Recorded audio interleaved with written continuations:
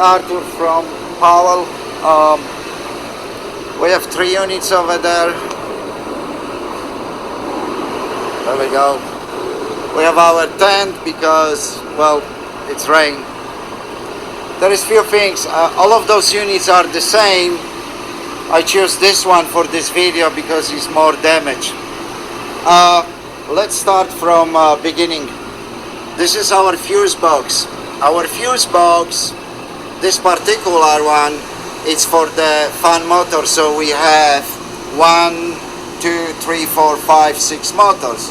Now, as you see, you have L1, L2, and 3. You have one fuse box, which is 3 fuses per 2 motors. What happened in the past is the fuses was one fuse burn out, and it's taking both of the motor out from the service. On the moment when this 2 contactor, for example, is engaged, when this one fuse go out, it's taking out both of the motors. The fuse has been replaced here a couple of times. They are not cheap. Not couple of times, many times. There is a left few fuses what I left here the last time when I changed them. And the reason why those fuses goes bad, it's because when the, let's say, one motor is running, another motor is spinning in the opposite direction. So when it's come to moment to the start, it got such a high inrush currents that it's overcome those fuses.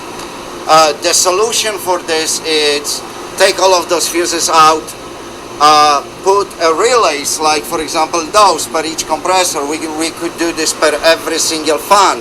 So if something happened, the overload trip, it do not affect second fan, and also prevent for the single phase.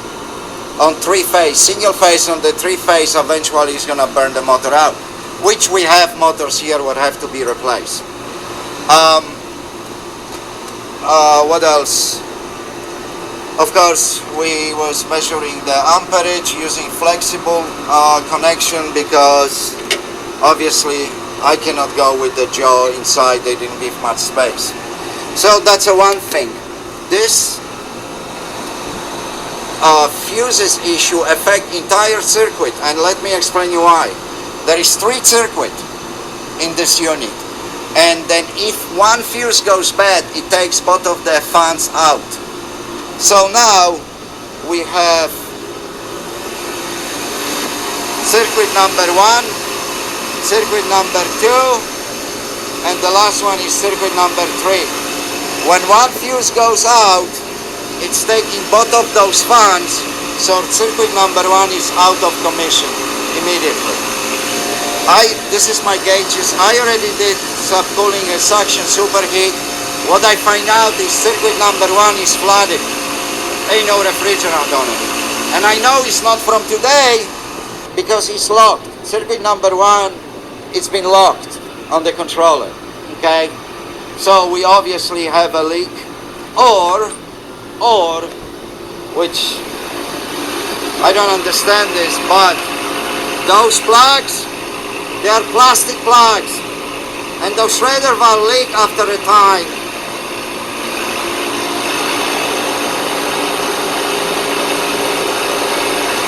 All of those plastic plugs should be replaced. Some of them don't have a rubber. Now, of course, I didn't found the leak here. I was looking for oil traces and so on, but I didn't. Another issue, we need to wash the condensers. Obviously, circuit number 1 doesn't run very often, so this condenser is not that bad, but we have a jacket on the number 2 and then number 3.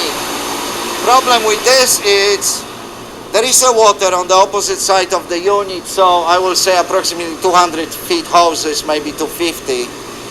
The problem with this is each of those units support a floor.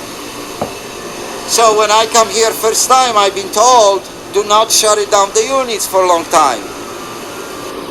This unit is supporting first floor, is 1038, and now I cannot get to, excuse me, one more thing.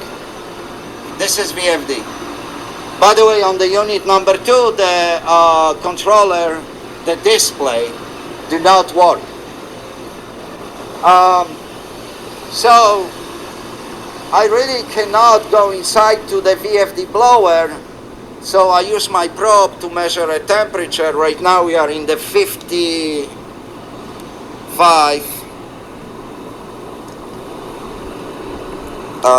Just a second.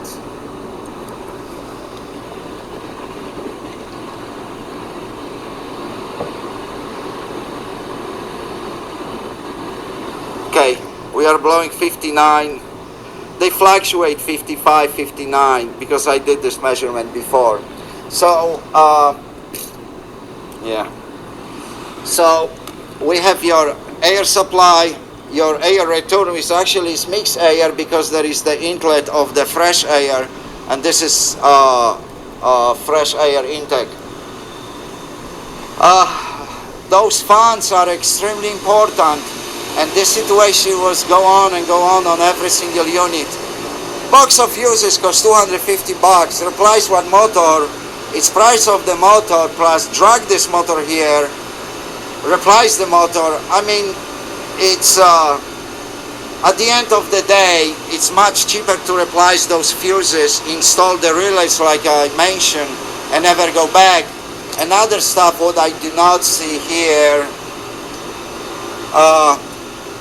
Well, power voltage monitor, of course, will be important, but as you see, everything else have a protection.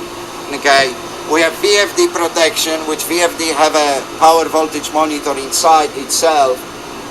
Motors have a protections. So what you don't have, it's your condenser fans. That's when all the problems lay on it. All right, I will ask if we can synchronize one day with the Powel, if we can synchronize and go and wash those coils, where we can really shut it down those units for, you know, day one by one, go inside to our fan section, see what kind of bearing we have, and of course I didn't see any filters. I don't know what filters they needed. I'm not opening anything because I can't. I cannot shut it down the units. On the system which not run, like on the number 1,